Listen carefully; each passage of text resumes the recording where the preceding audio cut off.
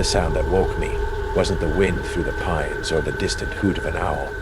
It was the sharp crack of a branch breaking under something heavy, followed by a low dragging noise across the forest floor. I lay perfectly still in my sleeping bag, listening to the Appalachian night, waiting for the sound to repeat itself. It didn't. But in the silence that followed, I realized something else was wrong. My brother's breathing wasn't there beside me anymore. I'm Marcus Reed, and this was supposed to be our last camping trip together before Tommy shipped out to Afghanistan. We'd been coming to these mountains since we were kids. But this ridge in southern West Virginia was new territory, a place an old-timer at the gas station had recommended for its isolation and views. Hardly anyone knows about it, he'd said with a toothless grin. You boys will have the whole mountain to yourselves. We'd hike 6 miles off the main trail that afternoon, setting up camp on a narrow ridge that offered spectacular views of the valley below. No cell service, no other hikers, just us and 40 square miles of dense Appalachian wilderness. Tommy had been excited about the solitude. "This is perfect, man," he'd said as we watched the sunset paint the mountains purple. "Just like when we were kids, except now we can drink beer legally." We'd shared stories around the campfire until nearly midnight before crawling into our tent. That was 3 hours ago. Now Tommy's sleeping bag was empty, and I was alone on a ridge where the nearest human being was probably 10 miles away. "Tommy," I called softly, not wanting to wake him if he was just relieving himself nearby. No response. I checked my watch. 3:17 a.m. Tommy was a heavy sleeper, but he wasn't the type to wander off in the middle of the night without saying something. I grabbed my flashlight and unzipped the tent. The beam cut through the darkness, illuminating our campsite, the dying embers of our fire, our backpacks hanging from a tree branch, the folding chairs we'd sat in just hours earlier. Everything looked normal except for one detail that made my stomach clench. Tommy's hiking boots were still sitting by the tent entrance. He'd gone into the woods barefoot. "Tommy," I called louder, sweeping the flashlight beam across the tree line. "Where are you, man?" The forest swallowed my voice without an echo. I pulled on my boots and started searching, following what looked like a faint path leading down the slope toward a creek we'd heard, but not seen during our hike. The undergrowth was thick with mountain laurel and briars that caught at my clothes and scratched my arms. 20 yards from camp, I found something that made my blood run cold. A fresh footprint in the mud beside the creek, too large to be Tommy's. Someone else was on this mountain. "Tommy!" I shouted, no longer caring about noise. "Tommy." My voice echoed off the ridges and died away into silence. I followed the creek for half a mile, calling his name, searching for any sign of where he might have gone.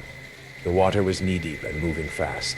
If he'd fallen in, the current could have carried him downstream. But Tommy was a strong swimmer, and the creek wasn't that dangerous. As I worked my way back toward camp, I noticed other things that didn't belong.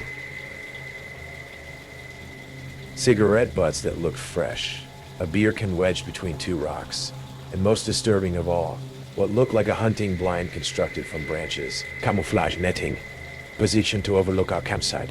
Someone had been watching us. The realization hit me like ice water. We weren't alone on this mountain. Someone else was here. Someone who'd been close enough to observe our camp without us knowing. I ran back to the tent and grabbed Tommy's cell phone from his backpack, hoping he might have better reception than mine. No signal. I tried our emergency radio, but got only static. We were completely cut off from the outside world. That's when I heard it again. That dragging sound, coming from somewhere downhill, deeper in the woods. I followed the noise, moving as quietly as possible, using my flashlight sparingly to avoid giving away my position. The sound was rhythmic, deliberate. Someone pulling something heavy through the underbrush. Through a gap in the trees, I saw a figure maybe 50 yards away, silhouetted against the moonlight. A tall man in dark clothing, dragging what looked like a large bundle wrapped in fabric. He was wearing a bright red jacket that I recognized immediately. It was Tommy's jacket, the North Face windbreaker he'd been wearing around the campfire. My heart hammered against my ribs as I crept closer, trying to see what the man was dragging. The bundle was roughly human-sized, limp and motionless. "Oh God," I whispered, covering my mouth to keep from crying out. The man stopped dragging and turned his head in my direction, as if he'd heard something. In the moonlight, I could see his face, weathered, bearded, with eyes that reflected light like an animal's. He stood perfectly still for what felt like hours, listening. I pressed myself against a tree trunk, barely breathing, praying he couldn't see me in the darkness. Finally, he resumed, dragging his burden toward what looked like a small cabin or shack nestled in a clearing about 100 yards away. I had to know what happened to Tommy. I had to see. Moving from tree to tree, I worked my way closer to the cabin. It was a crude structure, built from salvaged materials and camouflaged with branches and tarps. Smoke rose from a metal chimney, and flickering light showed through gaps in the walls. As the man dragged the bundle up to the cabin's front door, it shifted, and I caught a glimpse of what was inside the wrapping. It wasn't Tommy. It was the body of another man, older, wearing hiking gear that looked like it had been in the woods for weeks. The smell of decomposition drifted across the clearing, making me gag. The man in Tommy's jacket. Where was Tommy? I heard a muffled cry from inside the cabin, followed by the sound of something heavy hitting the floor. Then a voice I recognized. Please, I don't know what you want. Just let me go. Tommy was alive. He was in that cabin. I had no phone, no weapons, and no way to call for help. But I couldn't leave my brother with this madman. I found a thick branch and crept toward the cabin's only window. Through the gap between boards, I could see Tommy tied to a chair in the center of a single room. His face was bloody, and his hands were bound behind his back. The bearded man stood over him, holding a hunting knife. You boys picked the wrong mountain, the man said in a voice like gravel. This is my territory. Been living up here for 15 years, and I don't take kindly to trespassers. We didn't know, Tommy said. We're just camping. We'll leave. Too late for leaving, the man replied. You've seen too much already. That's when I noticed the rest of the cabin's contents. Personal belongings scattered across the floor. Different pieces of clothing hanging from nails in the walls. And in the corner, a pile of what looked like driver's licenses and wallets. This man had been killing hikers for years. I had one chance. While his back was turned, I could break through the window and try to overpower him. It was risky, but Tommy was running out of time. I raised the branch like a baseball bat and smashed it through the window. Glass exploded inward, and I dove through the opening, landing hard on the cabin floor. The bearded man spun around, but I was already swinging the branch at his head. It connected with a sickening crack, and he dropped to the floor. I untied Tommy's hands while he sobbed with relief. Together, we ran from that cabin and didn't stop running until we reached the main trail 6 hours later. The police found the cabin 3 days later, along with the remains of 11 hikers who'd gone missing in the area over the past decade. The man, whose real name was Earl Hutchins, had been living off-grid since escaping from a mental institution in 1993. He survived my blow to his head and is now serving 11 consecutive life sentences. But here's what still haunts me. When we gave our statements to the police, Tommy couldn't remember anything that happened after he left our tent. The doctor said it was probably trauma-induced amnesia. He doesn't remember being kidnapped, doesn't remember the cabin, doesn't remember any of it. Which means I'm the only one who knows that Earl Hutchins told the truth about one thing. Tommy did see too much that night, and sometimes I wonder what exactly it was that my brother's mind decided it needed to forget. The forest smelled wrong. I'd been hiking the Appalachian foothills for 3 hours when it hit me, a coppery tang beneath the usual scents of damp earth and pine. My hand tightened around the bear spray, clipped to my backpack. Black bears don't smell like pennies. Click, click, click. The sound froze me mid-step. Not animal. Mechanical. Precise. Somewhere to my left, hidden in the tangle of rhododendrons they call West Virginia. Almost heaven. But that stretch of Monongahela National Forest felt closer to the other place. I'd come to photograph a den of yearling bears reported by hikers, hoping to sell the shots to National Geographic. Rookie mistake. Bears are predictable. People aren't. The first trap glinted dully in a shaft of sunlight. Jagged steel jaws big enough to snap a man's femur, baited with a fist-sized chunk of raw meat. Flies buzzed around it in a lazy cloud. I snapped a photo, my skin prickling. 10 paces upstream, another trap. Then another. 12 in total, spaced like tombstones along the creek bed. All freshly oiled, all baited. Illegal as hell, I muttered, zooming in on serial numbers filed clean off the metal. These weren't for animals. Leaves crunched behind me. Ain't you a sight? The man wore head-to-toe camo, gone gray at the seams, a Remington crossbow resting easy in his hands. His face was all angles and shadows under a frayed ball cap, but I saw the smile. Yellowed, uneven like piano keys left to rot. Just photographing birds, I lied. Thumb hovering over my GPS emergency button. He spat tobacco juice near my boots. Birds, huh? The crossbow shifted slightly as he nodded toward the nearest trap. I smelled him then. Axe body spray and something sour beneath it. Fierce sweat. I ran. The first bolt whipped past my ear, embedding in a poplar with a sickening crack. Laughter chased me through the trees. "Come on, city boy, show me those fancy hiking boots work." Branches tore at my face as I crashed downhill. The creek roared ahead, swollen from spring rains, foaming around boulders. Trapped. He emerged upstream, reloading. Should have stayed on the trail. The second bolt grazed my shoulder as I leapt. Icy water punched the air from my lungs. The current dragged me under, rocks clawing at my legs. I surfaced just long enough to see him standing on the bank, crossbow raised. "Better swimmers than you've drowned here," he called as the water pulled me under again. They found me half dead 6 miles downstream, hypothermic and bleeding from a jagged gash in my thigh. The Forest Service combed the area for a week. No traps, no crossbow shells, no man in camo. Just my $3,000 nicking at the bottom of the creek. Memory card dissolved to green sludge. The sheriff showed me files over bitter station coffee. 6 missing persons in 10 years. Solo hikers, spring bear season, same 5-mile radius. "We've got more meth heads than Bigfoot here," he'd said, tapping a photo of a smiling college student. "But this many? In my woods? I moved to Portland," punched my name. Bought a 9mm I still can't bring myself to touch. The package arrived yesterday. No postmark, left on my doorstep in the rain. Inside, a photograph of me kneeling by that first trap, oblivious, written on the back in red Sharpie. Pure right. Not for animals. Attached to the photo with fishing line, a human molar. The DNA comes back tomorrow. The sound hit us first.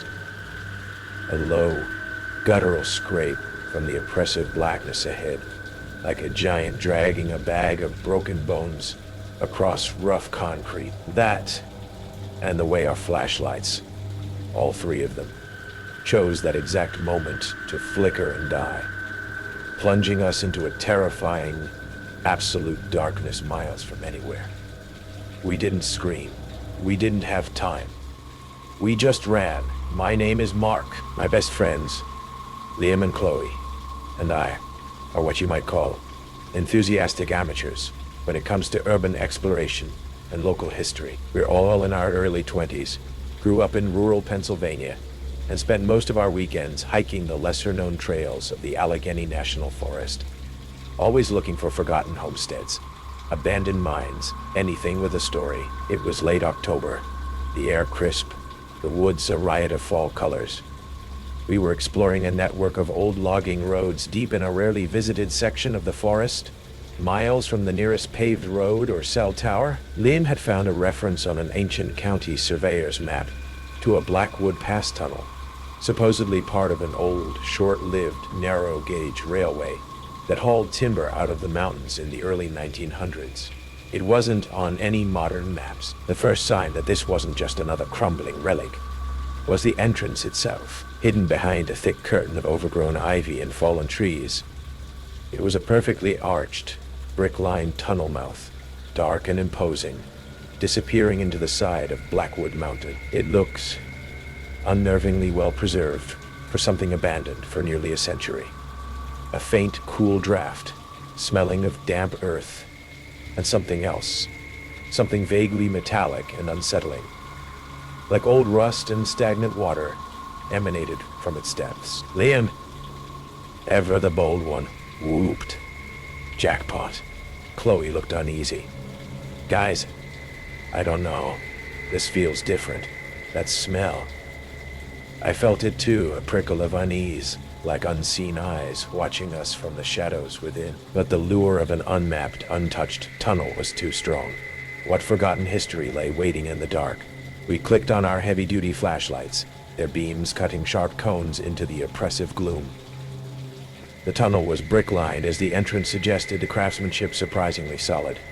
It was also unnervingly long, stretching ahead into a darkness that seemed to swallow our light. The air grew colder, damper, the silence broken only by the drip-drip of water from the arched ceiling and the crunch of our boots on the gravelly floor. There were no animal tracks, no graffiti, no signs of any recent human passage. It felt like we were the first people to step inside in decades. About 100 yards in, Chloe stopped, her flashlight beam dancing nervously. "Did you guys hear that?" she whispered, her voice tight. A faint, almost inaudible thump, distant from deeper within the tunnel. We strained our ears. Nothing. "Probably just a rockfall," Liam said, though his voice lacked its usual confidence. "Old tunnel, right?" But the feeling of being watched intensified. The shadows cast by our flashlights seemed to dance with a life of their own, twisting familiar shapes into monstrous caricatures on the damp brick walls. We pressed on, driven by a mixture of excitement and a growing, unspoken dread. The tunnel began to curve slightly, and the metallic, stagnant smell grew stronger. We found small, unsettling things.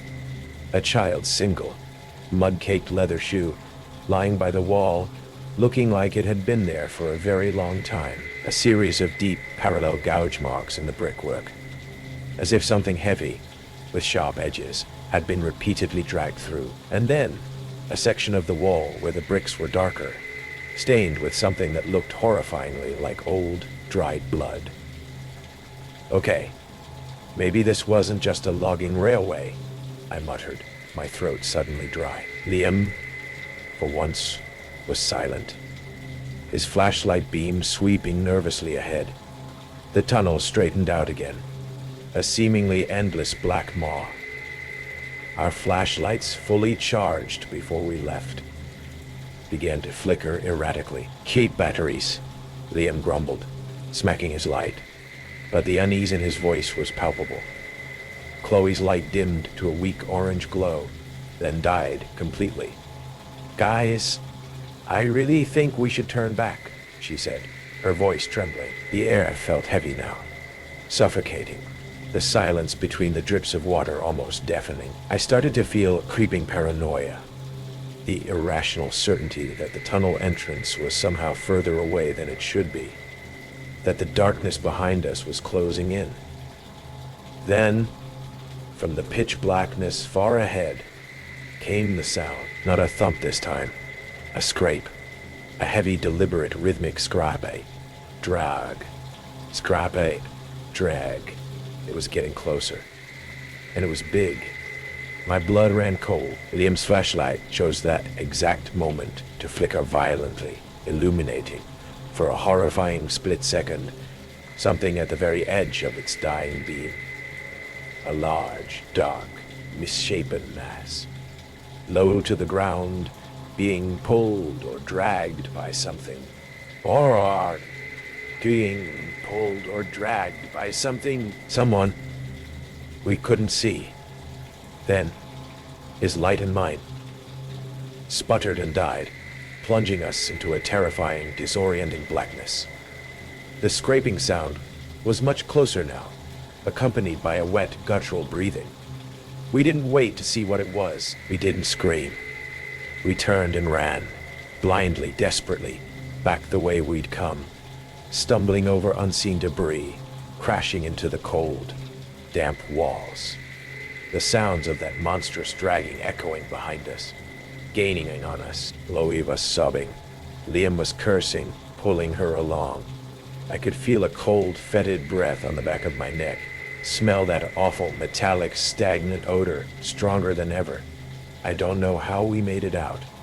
Adrenaline, primal fear. We burst out of that tunnel mouth, back into the blessed gray daylight of the forest, gasping for air, our clothes torn, our bodies bruised. We didn't stop running until we reached the jeep, miles away, throwing ourselves inside, locking the doors and tearing down those old logging roads like the devil himself was on our tail. We never went back to Blackwood Mountain. We reported the tunnel to the local sheriff's department, babbling our terrified, incoherent story. They sent a couple of deputies out a few days later. They found the tunnel entrance just as Webb described, but they reported it was completely collapsed about 50 feet in. A fresh rockfall blocking any further passage. No sign of recent activity. No strange smells, no drag marks. Nothing, as if it had sealed itself, or been sealed by someone or something that didn't want its secrets disturbed. They called it a minor geological event. They suggested we'd just been spooked by the dark, by an old, unstable mine tunnel. But we know what we saw, what we heard, what we felt in that oppressive, suffocating blackness. The Allegheny National Forest is vast, full of forgotten places and untold histories. The Blackwood Pass Tunnel isn't on any map, and maybe that's for the best, because some tunnels don't just lead through mountains. They lead into a darkness that's best left undisturbed. A darkness that has its own inhabitants, its own terrifying, silent industry. And sometimes, when the wind is just right, and I'm out in the deep woods, I swear I can still hear that faint rhythmic scraping, and I wonder what secrets that mountain finally decided to bury for good. I've always been drawn to the wild, where the world feels raw and untamed.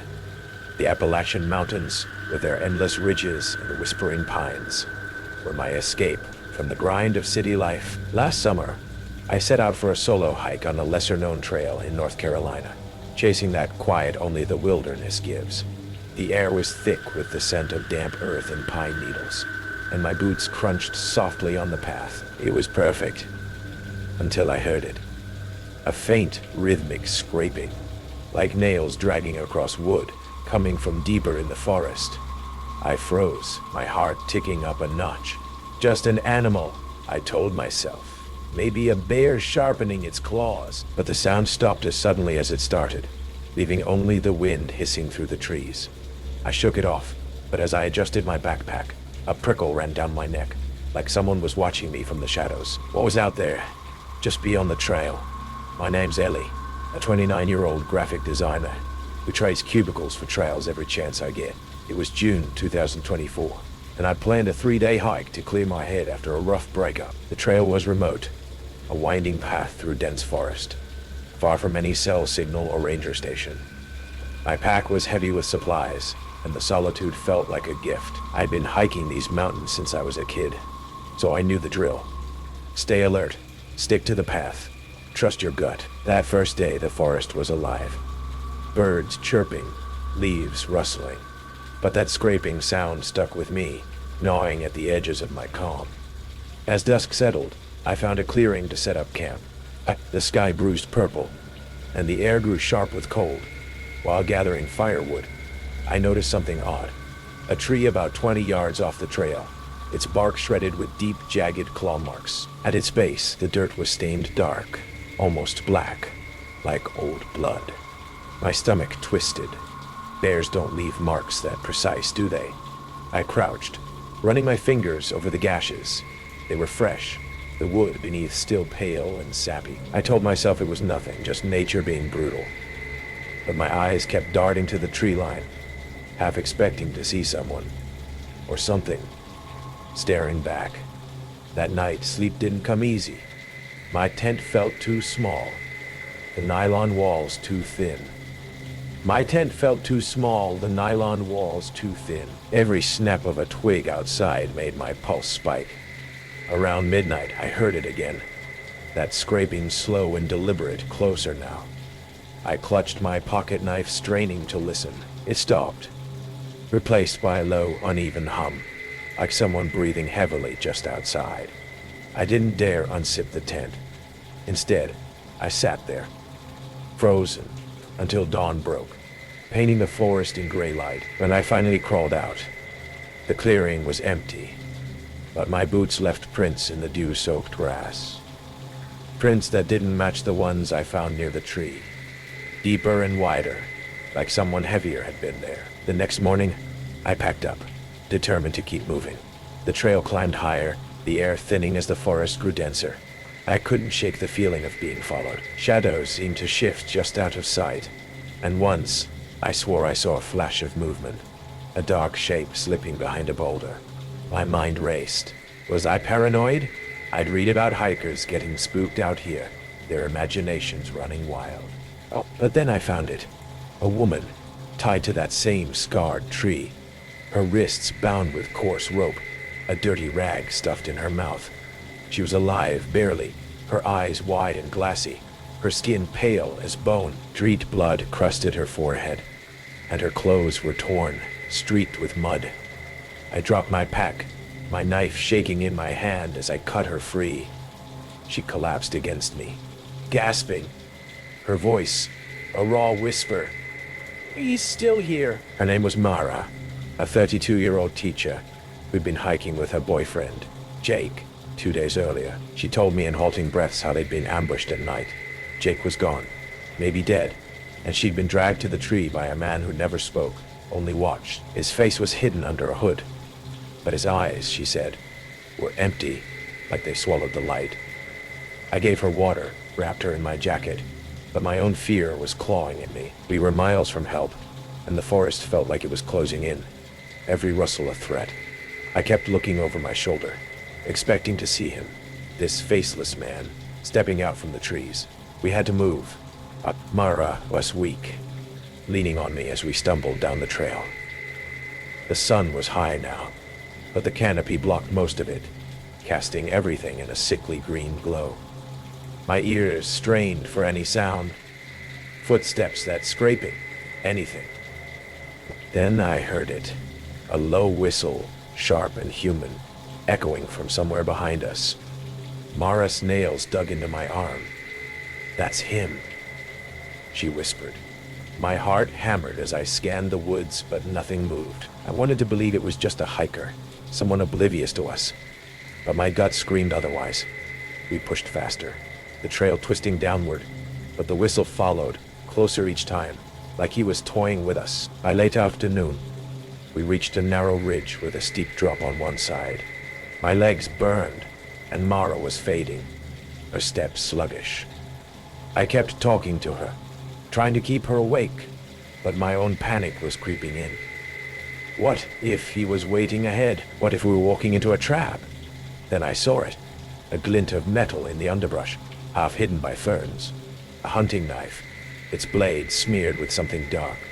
I grabbed it, my hands trembling. Mara's eyes widened, and she pointed past me. "There," she croaked.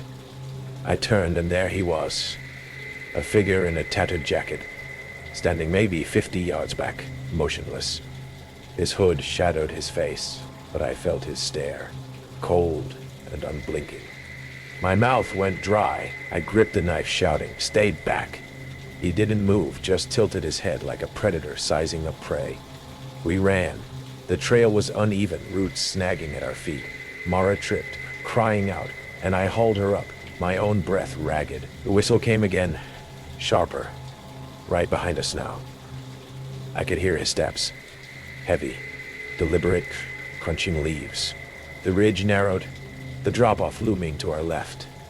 I didn't look back, but I felt him, closer every second. My mind screamed, "Fight or keep running."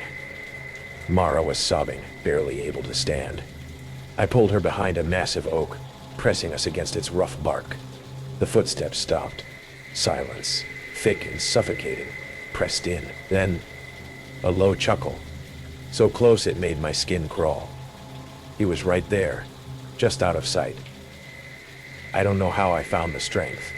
I shoved Mara forward, yelling at her to run, and spun around, knife raised. He lunged from the shadows, faster than I expected, his hand clamping around my wrist. Up close, his face was gaunt, unshaven, his eyes bloodshot but calm, like this was just another day for him. I screamed, twisting free, and slashed wildly, catching his arm. He grunted but didn't stop, grabbing for me again. I kicked hard, aiming for his knee, and he staggered. Mara was ahead, screaming my name. I bolted after her, my lungs burning, the knife still clutched in my hand. We reached a ranger station at dusk, a small wooden shack glowing faintly in the fading light. I pounded on the door, shouting until a ranger, gruff, older, named Tom. Let us in. Mara collapsed, sobbing, as I spilled everything. The tree, the blood, the man. Tom radioed for help, his face grim. State police arrived hours later, taking our statements. They found Jake's body a mile from the tree, his throat cut. The man, they said, was likely a drifter, a predator who'd been stalking hikers for months. His tracks led to a makeshift camp nearby. Ropes, knives, and photos of other hikers, some crossed out in red. They never caught him. I don't hike anymore. The mountains, once my refuge, feel like a trap now. I still see that tree in my dreams, its claw marks bleeding fresh. Mara and I keep in touch, but she's a ghost of herself, haunted by Jake's death. Me? I check my locks 3 times a night and jump at every strange sound. Police said he's probably long gone, but I wonder.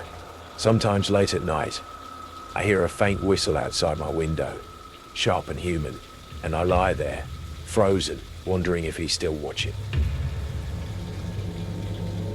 The footsteps behind us on the Appalachian Trail had been matching our pace for the last 20 minutes, always staying just far enough back that I couldn't get a clear look at whoever was following us. Every time I turned around, I caught glimpses of olive green fabric through the trees, but the person would duck behind cover before I could see them clearly. My girlfriend Lisa was setting a steady pace ahead of me, oblivious to our shadow. The afternoon sun filtered through the Virginia forest canopy, creating patches of light and shadow that made it easy for someone to stay hidden. But why would anyone want to stay hidden on a public hiking trail? I'm David Kowalski, a 29-year-old software engineer from Richmond, and Lisa and I have been planning this 3-day section hike of the 8 for months. We were experienced hikers, but this particular stretch through the George Washington National Forest was new territory for us. Remote, with long gaps between shelters and road crossings. It was our second day on the trail, and we'd seen maybe 5 other hikers since starting. The isolation was exactly what we'd wanted after months of city stress, but now that solitude felt ominous. The footsteps stopped when we stopped, resumed when we resumed walking. Whoever was back there was deliberately pacing themselves to our movement. "Hey Lisa," I called softly. "Let's take a water break." She turned around, pulling out her bottle. As we stood there, I listened carefully for any sound from behind us. Nothing. Complete forest silence, except for the whisper of wind through pine needles. "Everything okay?" Lisa asked, noticing my tension. "Yeah. Just thought I heard, 'Afternoon, folks.'" The voice came from directly behind me, close enough that I could feel breath on my neck. I spun around to find a man in what looked like a park ranger uniform standing about 6 feet away. How had he gotten so close without making a sound? "Didn't mean to startle you," he said with a smile that didn't reach his eyes. "Ranger Davidson, National Park Service. Just doing some routine trail checks." He was maybe 45, medium height, with graying brown hair, and a beard that looked like it hadn't been trimmed in weeks. His uniform was the right color, but something about it seemed off. The patches looked faded, and the badge on his chest was positioned wrong. "Trail checks?" Lisa asked. "Yes, ma'am. We've had reports of illegal camping and drug activity in this section." "Mind if I take a look at your permits and packs?" I pulled out our trail permits, which were perfectly legitimate. But when he reached for them, I noticed his hands were dirty. Not the normal trail dirt you'd expect from a ranger doing his job, but ground in grime like he'd been living rough for weeks. "Permits look good," he said after barely glancing at them. "Now I need to check your packs for any illegal herbs or substances." The request hit me wrong. I'd been hiking for 15 years, and had never had a ranger ask to search my pack without specific cause. And the way he said illegal herbs sounded off. Too casual, too knowing. "Is there a particular reason you need to search our gear?" I asked. His smile faded slightly. "Sir, I'm a federal law enforcement officer conducting a routine inspection. I don't need a particular reason." But something in his tone had changed. The friendly ranger act was slipping, revealing something harder underneath. "I'd prefer to see some official identification," I said. "Badge number, radio, that sort of thing." "My badge is right here," he said, pointing to the cheap-looking piece of metal pinned to his shirt. "And my radio's back at the station. Now, Are you going to cooperate, or do we have a problem? Lisa stepped closer to me. She noticed it too. This man wasn't acting like any park ranger we'd ever encountered. You know what? I said, shouldering my pack. We're actually running behind schedule. We need to get to the next shelter before dark. I'm afraid I can't let you leave until I've completed my inspection, he said, stepping directly into our path. Standard procedure. That's when I saw the bulge under his jacket. Something long and handle-shaped, tucked into his belt. Lisa, I said quietly, start walking. Now. But as we tried to step around him, he moved to block us again. This time, his hand went to his waist. Guess we'll do this the hard way, he said, pulling out a hunting knife with a 6-inch serrated blade. The mask was completely off now. Whatever this man was, he wasn't a park ranger. What do you want? Lisa's voice was tight with fear. Everything you've got, he said. Packs, wallets, that nice GPS unit on your belt. And then maybe we'll have a little conversation about how cooperative you're feeling. The way he looked at Lisa when he said cooperative made my skin crawl. Well, we were 15 miles from the nearest road, with no cell service and no other hikers in sight. This man had chosen his hunting ground carefully. Take the gear, I said, slowly removing my pack. Just take it and let us go. Oh, I'm definitely taking the gear, he said. But you two are coming with me first. There's a nice secluded spot about a mile off trail where we can get better acquainted. He gestured with the knife toward a barely visible game trail that disappeared into thick forest. That's when I knew we were going to die if we followed him into those woods. Lisa, I said, never taking my eyes off the knife. When I say run, you will run back the way we came. Don't stop. Don't look back. I'm not leaving you. You run, or we both die. The fake ranger laughed. Nobody's running anywhere. See, I've been doing this for about 3 years now, and I've learned that hikers always think they can outrun me in the woods. But I know these mountains better than you know your own backyard. 3 years, I repeated. How many people? His smile was answer enough. Run, I shouted, and threw my pack at his face. Lisa bolted down the trail while I dove to the side, rolling behind a large fallen log. The knife whistled past my head as I hit the ground. I heard him crashing through the underbrush after Lisa, and terror gave me strength I didn't know I had. I grabbed a thick branch and followed the sound of breaking twigs. 50 yards down the trail, I found them. He had Lisa backed against a tree, the knife at her throat. Thought you were smart, didn't you? He panted. Now she pays for your stupidity. I charged him with a branch raised like a club, yelling at the top of my lungs. The sound echoed off the mountain ridges. Maybe, hopefully, loud enough for someone else to hear. He spun toward me, slashing with the knife. But he was off balance. The branch caught him across the shoulder and he stumbled backward. Go! Go! I shouted to Lisa. Keep running. This time she didn't hesitate. The fake ranger and I circled each other like animals. He was bigger, stronger, and armed with a knife. But I was younger, and I had everything to lose. When he lunged again, I sidestepped and brought the branch down on his wrist. The knife flew into the underbrush, and we both dove after it. I reached it first, but he grabbed my ankle and pulled me down. We rolled in the dirt, both fighting for control of the weapon.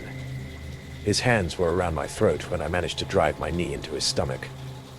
He doubled over, gasping, and I scrambled away with the knife in my hand. It's over, I said, backing toward the trail.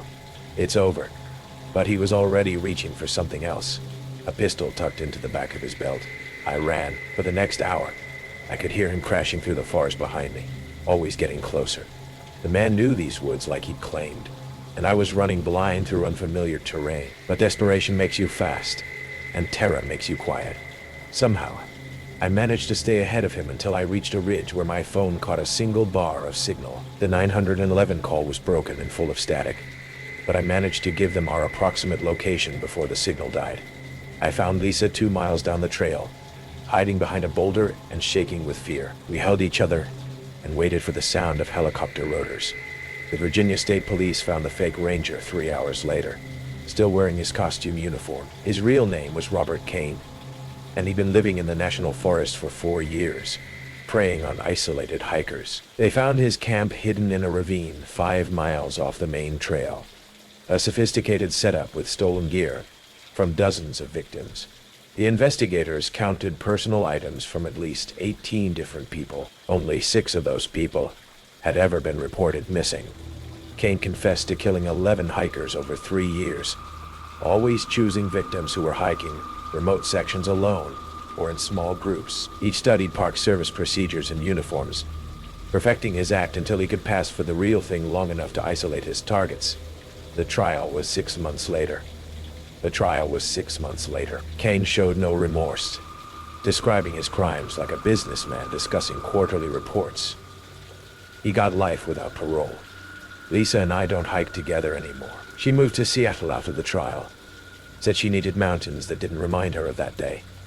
But I still hit the trails sometimes, usually solo now. I know the statistics. What happened to us was incredibly rare. A 1 in a million encounter with a predator who'd perfected his hunting technique. Still, every time I see someone in a ranger uniform on a remote trail, my hand instinctively goes to the knife I now carry on my belt. Because I know that somewhere out there, in some other forest, there's probably another Robert Kane putting on his fake badge and practicing his friendly smile, and wondering which hikers look like easy prey. The first thing that hit me when I pried up the warped boards over the side door was the smell. Sweet, coppery, and raw. It was that unmistakable tang of blood, but beneath it, something moldy and old, like rot in the floorboards. I paused, ragged breath fogging in the cool mountain air, and told myself I was just being dramatic. I'd come this far. No way was I backing out now. I was alone, hiking through a forgotten corner of the Appalachians. I had found the church by accident, just a silhouette through the pines, half swallowed by undergrowth, windows dark and boarded up. Local legends said it'd been abandoned since the 70s, but the grass was trampled around the steps and a wheelbarrow track cut through the brush. That should have been my first warning. Inside, the place was thick with dust and shadows. My boots echoed on the warped floor, dust motes swirling in the weak light bleeding through cracks in the boards.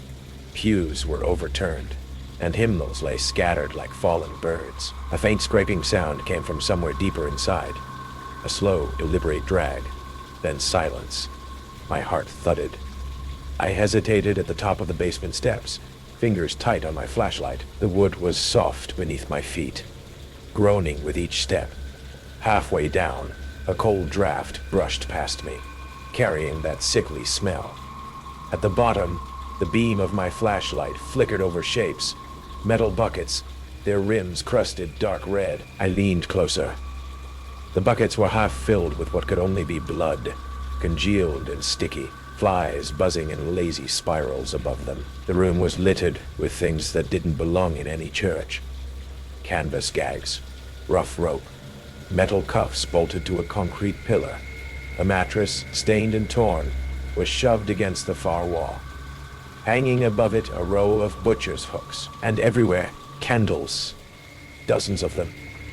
Some dripping, others burned low. I reached out. The wax was still soft, the wicks faintly smoking. Fresh.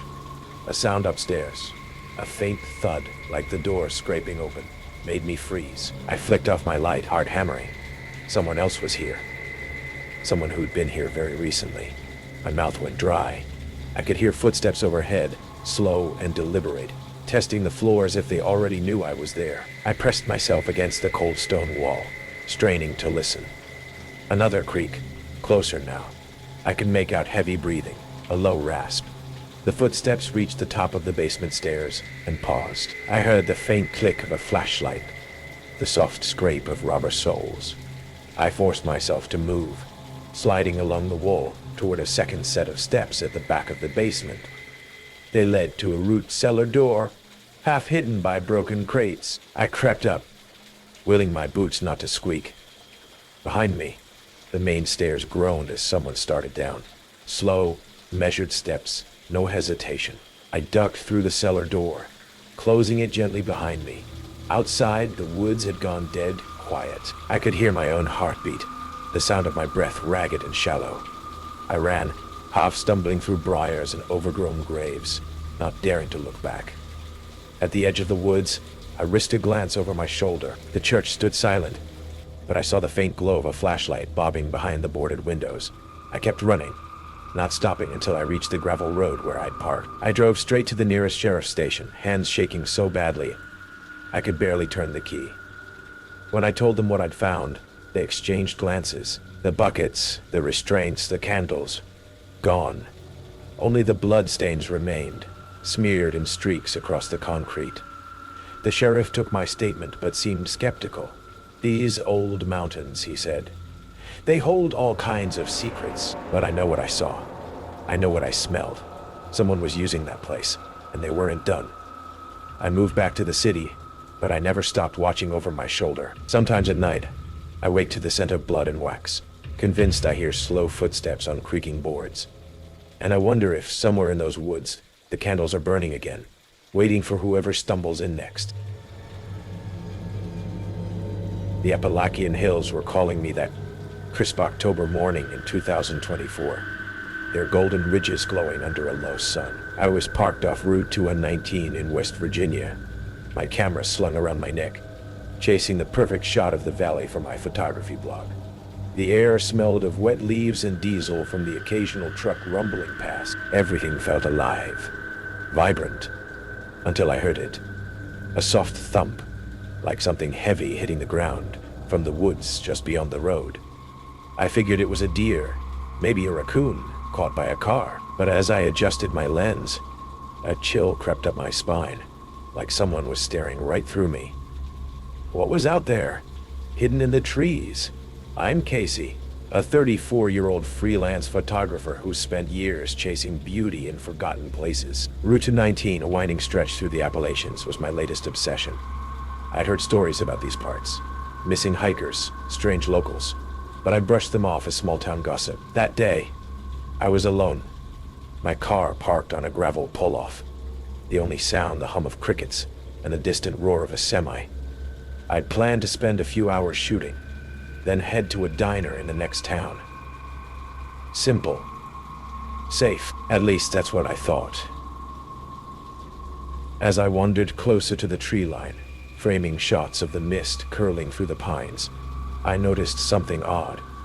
A patch of ground where the grass was flattened, like something had been dragged through it. I crouched, my fingers brushing the damp earth. There were tire marks, faint, but fresh, veering off into the woods. Strange for a place this remote. My curiosity tugged at me, but so did a nagging unease. I told myself it was nothing, just hunters maybe. But then I saw him. A man, maybe 40, wiry and weathered, kneeling in a clearing about 30 yards away. He was arranging dead animals, squirrels, a fox, a small deer, in a perfect circle, their bodies stiff, eyes glassy. My breath caught. He turned, locking eyes with me, his face unreadable. Then he waved, slow and deliberate, and said, "Next time I'll use something warmer." His voice was low, almost friendly, but it sent ice through my veins. I backed away, my camera dangling, my heart pounding like a drum. His words echoed in my head. Warmer. What did that mean?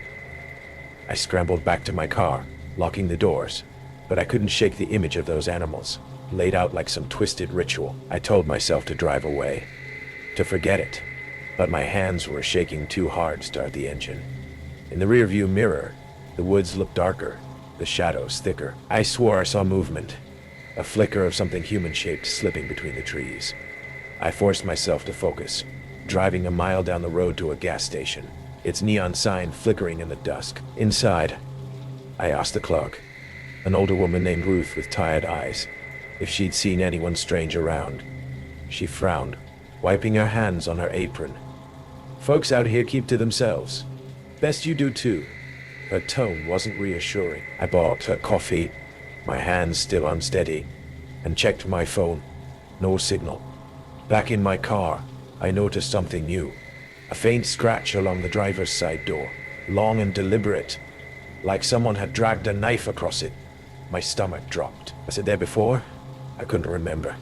That night, I checked into a motel in the next town, a rundown place with peeling wallpaper and a buzzing vending machine.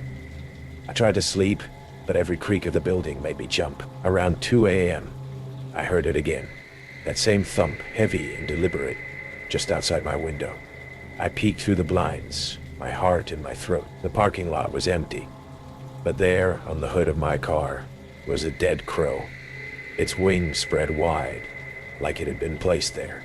I didn't sleep after that. I sat up, clutching my pocket knife, wondering if I was losing it. Was this guy following me? Or was it just a sick coincidence? The next morning, I drove back to Route 219, determined to get answers. Maybe it was stupid, but I couldn't let it go. I parked near the same pull-off and hiked into the woods, following the drag marks I'd seen before.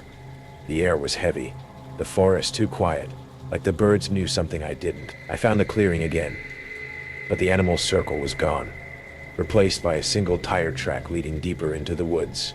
My gut screamed to turn back, but I followed it, my camera ready, my knife in my pocket. That's when I saw the shed, rusted, half hidden by vines, with a padlock dangling from its door. Nearby, the ground was littered with bones, some fresh, some old, and a stench hit me, sour and metallic, like death left to rot. I froze when I heard footsteps crunching behind me. Slow, deliberate. I turned, and there he was, the same man, his jacket stained with dirt, a shovel in one hand. His eyes were cold, calculating, but his smile was worse. "You're curious," he said, stepping closer. "That's dangerous out here." My mouth went dry. I backed up, my hand fumbling for the knife. He didn't rush, just kept walking, his shovel scraping the ground. I bolted, branches snapping at my face, my breath ragged. I could hear him behind me, not running, just walking, like he knew I couldn't escape. I tripped over a root, my camera smashing against a rock, but I didn't stop.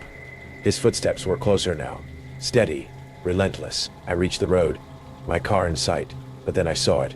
A fresh circle of roadkill on the pavement, rabbits and raccoons arranged just like before.